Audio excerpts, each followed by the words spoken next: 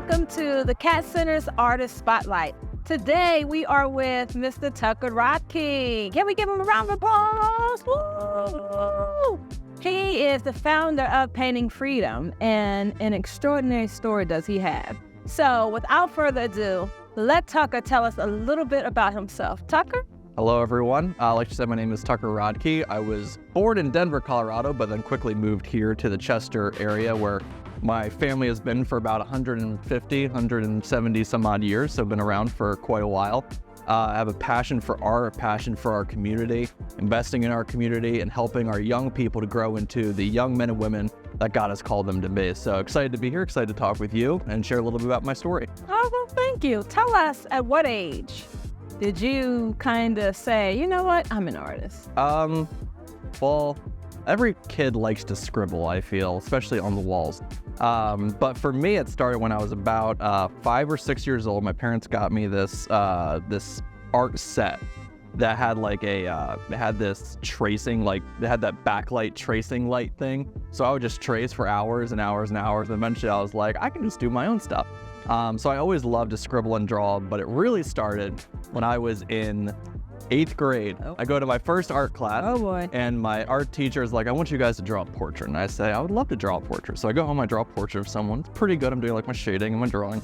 I bring it in and he looks and he says, this is the worst piece of crap I've ever seen in my life. Never draw in my class again. Then rips it up and starts beating it with a bamboo stick. Okay. So my artistic journey started there with a desperate need to prove him wrong. So I would sneak into the art room when he wasn't there and I would work on other people's projects. And then those people started winning awards at art shows. And eventually they found out, they're like, hey, what if you started doing your own stuff? And I thought, what if I did, you jerk? And then it developed from there. We're good friends now. So that's how it started, with vengeance. Pull it together. Okay, so 3 of your greatest influences starting out. Okay. Besides those that you wanted to get. Besides my revenge story. So the main artist that influenced me and my work, number one was Anselm Kiefer. He's a German artist. Absolutely phenomenal. You create these massive landscapes that are about 10 by 15 feet. So they're huge, they're like the size of these massive walls. But he would use just raw materials like lead, joint compound, clay, and he would basically build these like 3-dimensional paintings that were just breathtaking. So remember I went to New York and I saw his work and I was like, oh, this is actually incredible, because most artwork these days is kind of just postmodern existential junk. But his actually had a statement that he was actually saying something, which is really, really cool. So he's the first one. And then on the opposite end of the spectrum would be Bill Watterson, who created Calvin and Hobbes. So I grew up with those comics and I love that kind of illustration. They are as far apart stylistically as you can get, but it kind of spans the spectrum of what I enjoy and am inspired by. And then finally is generally just Pixar art. So not even just the films, but they put out books of just their design and their the studies they do in preparation and the artwork that inspires the film. Right. And that kind of art really, really connects with me just because I love imagination, I love creativity, I love what that inspires, not in my own mind only, but also just in people's hearts, because we love imagination, we love creativity, we love originality, and we love story. So I always love artwork that tells a story. So those are kind of like the 3 things that it spans a wild spectrum for sure. Yeah, it sure does. Yeah. But that shows your personality too. Yeah, I'm on the spectrum, clearly. You want something? You can cut that one out. Something. I want something. So tell us, did you have any community resources that kind of helped influence your artistic talent? So I had my art in high school, and that was pretty much it. But the convenient thing about my art program in high school was that as we continued every year we would go to an art competition, and every year we would get more and more and more awards in those categories. So by my junior year, we won 12 out of 15 categories and 3 out of 5 best in shows, which left, like 5 awards for the other 50 schools that were there. Wow. So because of that, the school was like, hey, let's invest in this program where people are doing really well. So they put a bunch of money into that. And because my teacher was lazy, I would do the order forms at the end of the year for the supplies. So I just ordered whatever I wanted and then used that the next year. So I had a tremendous amount of resources through school that most people probably wouldn't have because I kind of bypassed the system. Right. So that's kind of how that happened. Community-wise, here in our community, not so much, because it just isn't something that is invested in and focused on in communities that are struggling financially. Because it's kind of like you got to take care of trash and the arts kind of gets shoved to the side. So in our community, not as much, but throughout the years, especially with the growth of the arts district in our community, it started to become more of a visible and vocal thing, I think. Oh, okay. So with that, like, what inspires you now? Like, what inspires your art that you create now? For me, the number one inspiration for my artwork now is music that I listen to. Art always inspires art. Wherever you go, that's just the fundamental truth that you can build on, is that art is always inspired by art, whether that's theater, whether it's music, whether it's other visual art, dance, whatever. It is inspiring your art itself. So for me, music is a big thing. Other artists that I see, their styles, their content, all that different stuff helps to inspire me personally. Tell us about legacy art. So legacy arts, it's kind of summed up in the name, the idea of building a legacy, something that outlasts you or outlives you. And the reason that we started this art program for young middle school aged kids is that we want them to kind of paint a new legacy of our city. Anytime you have a depressed area, usually it's artists that come into a community and revitalize it, because artists have the great skill of seeing what is not there and believing that it's possible. So what we wanted to do was come in and we wanted to, through different art projects, engage kids' creativity, their imagination, while at the same time, through personal relationships, mentor them. It's not like a mentorship program where we go step by step through like a systematic process, but more of, hey, what happened at school today? Well, here's a way that maybe you could handle that better, things like that. It's all through relationship while you're creating art. And as you build those relationships over time, you start to see a greater impact. So really it's about pouring into our youth, mentoring them, helping them grow artistically and creatively, and then watching that play out over the future years, because it's a long-term investment. It's not a short-term fix. It's a long-term, hey, how can we help you grow, have a place that's safe, have a place where you feel like you belong, that you can be creative, and then as you grow up, how can we pour into you that you can then impact your community in a positive manner? So I know that some of the students that I've met through Legacy Arts are phenomenal artists. Yeah. And some of them have done some artwork before they met you and you honed their skills, and some, had some great skills and it strengthened them even more. So do you have a feeder program that takes your middle schoolers, once they're through your program, 6th, 7th, and 8th?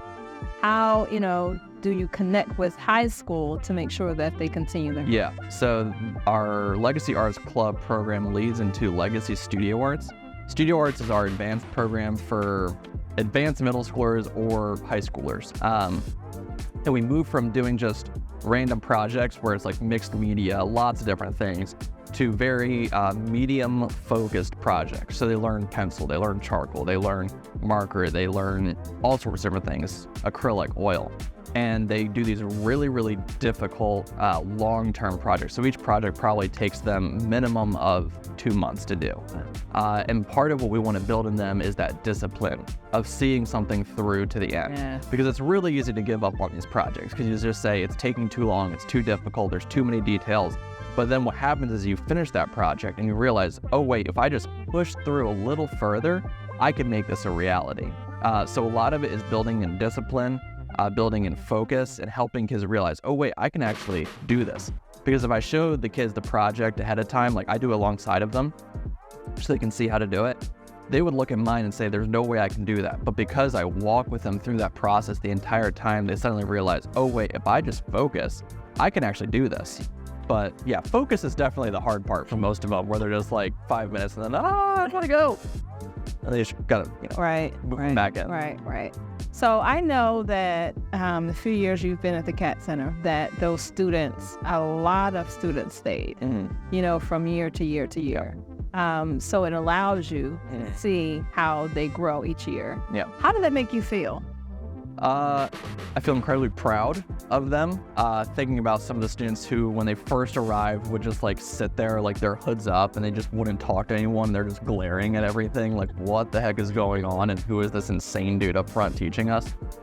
To they found a community where they belong. And what's great about our group of kids is we have a wide variety of talent levels. Like some people are just phenomenal. Some people it's not as much, not so great. But everyone knows that they belong, that they have a place, and they love to laugh with each other, play with each other. If anyone starts like acting out or something like that, we built into this culture of saying, no, we don't do that here. We leave that stuff at the door. And so getting to see those kids grow in that way, building those relationships, building that character and that discipline has been a real joy to watch. And our hope is that we bring more kids into the program. We start to see even greater widespread impact through that. So I know every year you have a fundraiser where you auction off some of their art. And the story I'm going to tell about me being out auctioned. Sorry about that. Yeah. But I'm not sorry about that. Well, that allows them, to sell their pieces. I mean, that was Jada that year. Yeah. And I think it went for like $1,000, right? $1,000, yeah. So a student, was able to have that happen. I think last year was $5. I try and keep track because it's just a good feeling to know that you're doing that. So with that, how does that work? How do you decide whose artwork is going to be auctioned off? Yeah. And how do you is it just a one time, or is it continuous to help the program? So it's any student in studio arts is able to create a piece that they can then auction off if they want to. Sometimes they like have their piece and their parents are like, we're not getting rid of this for anything, and that they have the right to keep that piece. Okay. If they want to create a piece and they want to auction off, then they can do that. But I make it clear to them we have a standard for the artwork that we're selling. We're not just getting rid of anything. Like we're going to put out what is really, really good and what is really well made. So we make sure we set that standard. The kids know when the deadline is, because there is a deadline. They have to have it done by a certain date. But we want to show kids, hey, this is actually a way that people believe in you. People believe in what you're creating, and they want to encourage you, but they also want to have a piece of what you've created.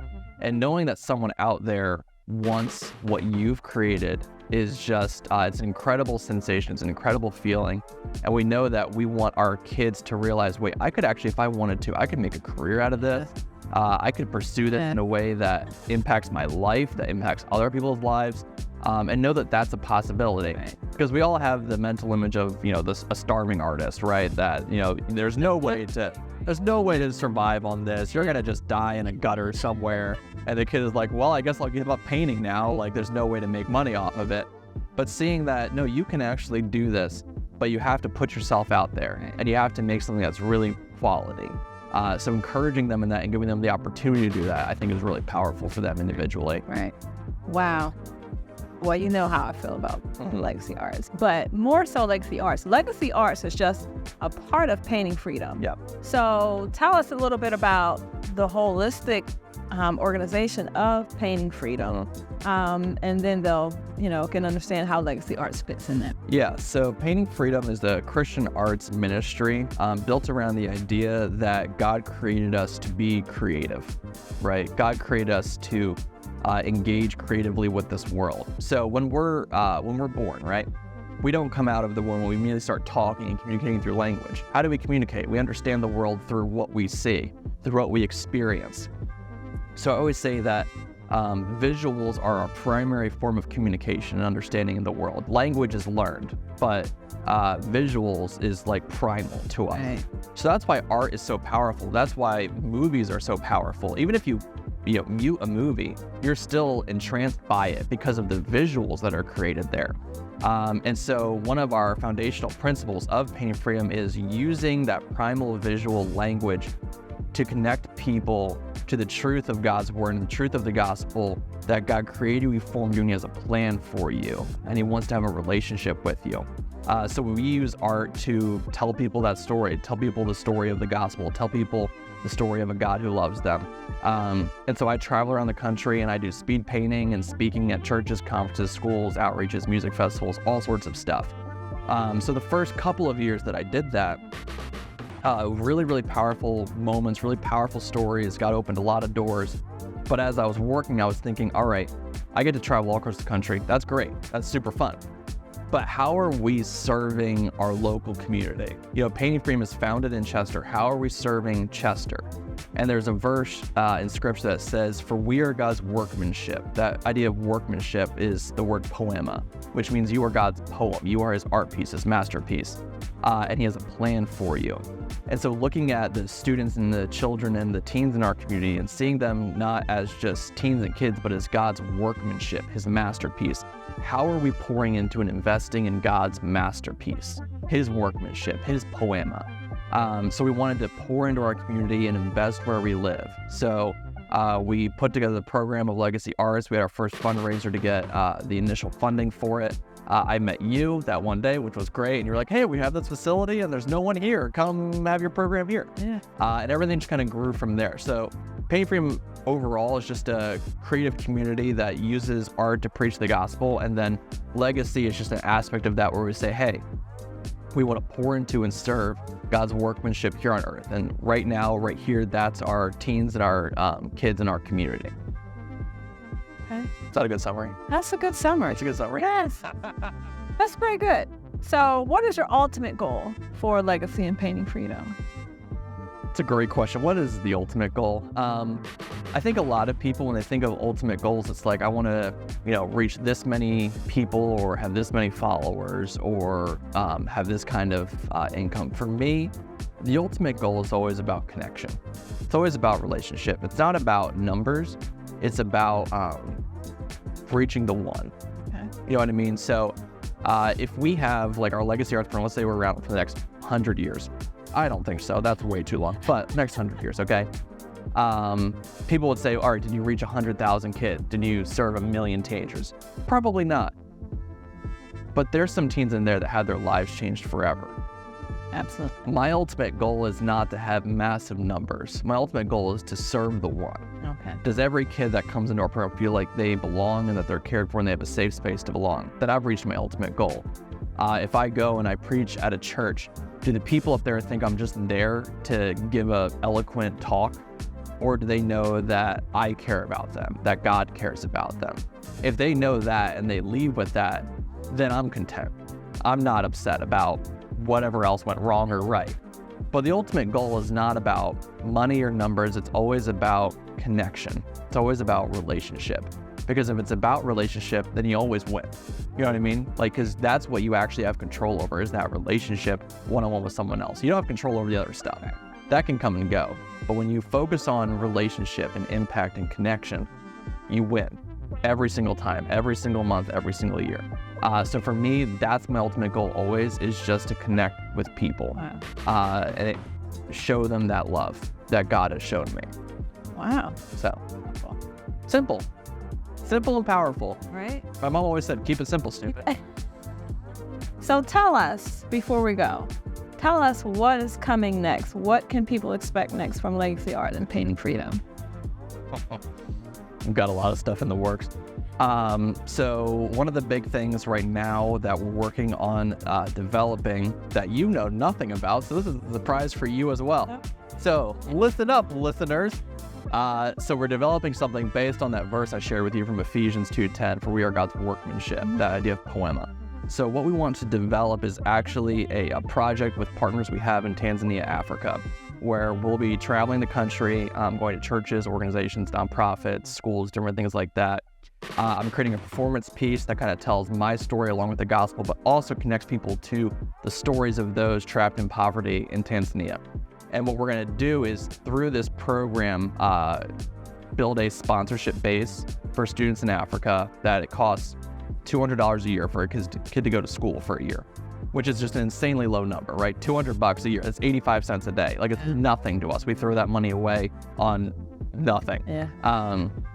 But building a sponsorship base, building a capital campaign program with partner organizations that we can build schools, wells, churches, things like that for children trapped in poverty in Tanzania. So the Poema project is kind of the summary of what we're going to be doing with that. So that's the next thing that we're currently working on.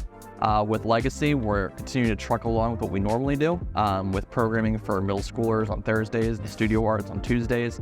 And then we have our fundraiser coming up October 12th, which is how we fund everything that we do. Yeah. So that is a banquet that if you would like to come, anyone that's listening to this, you can get tickets. It's free to go. It's free. Everything's paid for. Our sponsorship paid for everything. You can go to paintingfreedom.com/banquet to get your seats reserved for that. And through that, you can hear more about our mission and what God is doing and how we are going to just see tremendous growth and continue to serve this community and serve these teens and these kids that come through these doors, because every single one of them matter. Every single one of them deserve a place to belong, a place to grow, a place to feel empowered in their artistic gifts. So that's coming up October 12th, and that's about it for right now. That's all I got going on. That's it. That's it, huh? Plus all the other secret stuff we're always working on that we don't tell anyone until it's happening. So lots of great things happening, but I'm excited about it. That's awesome. That's awesome. So tell the parents, the students, how they can sign up to be a part of Legacy Art. All right, so it's real easy. You just go onto our website, which is, you can go to legacyartsclub.com, legacyartschester.com, and you'll see a tab there that just says apply. And you just go on, you just register your kid, you can sign up. It's a pay what you can program, so you're not required to pay the full amount or a minimum amount. You just start whatever you can. You just submit that each month as a payment. But every kid is admitted and can belong. So that is open. Just go to legacyartschester.com to apply today. Awesome. And one last thing. Yep. Can you tell them how they can donate? You can donate at the same website. So you can go to paintingfreedom.com/donate. You go to legacyartschester.com/donate. Both of those websites will have portals. You can go through PayPal, you can go through the website, and you can submit a donation. Because what's great about Legacy Arts Chester is we don't skimp on anything, meaning we're not like trying to get like cheaper supplies. We try to get the best stuff we can for our kids. Like, we give them great supplies, great food, great games. We don't want them to feel like we just gave them the extra stuff we found in the back closet. Like, we want to make it seem like this is intentional. We want to make this great for them. So if you'd like to donate, you can visit either of those websites and /donate, and you can see how you can donate online right there. Awesome. Oh, it's all tax deductible, so get a write-off, save that money from the government. Hello, win-win for everyone. Always looking for a win-win, right? Always looking for a win-win. They are located also at 2300 West 4th Street here in Chester, Pennsylvania, right here at the CAAT Center, if you haven't caught that yet. So we are always excited to have Tucker come and, be around the kids. He's awesome with them. He has a lovely wife, a daughter. He's a family man, great guy. So please, please, please support Painting Freedom. Sounds good to me.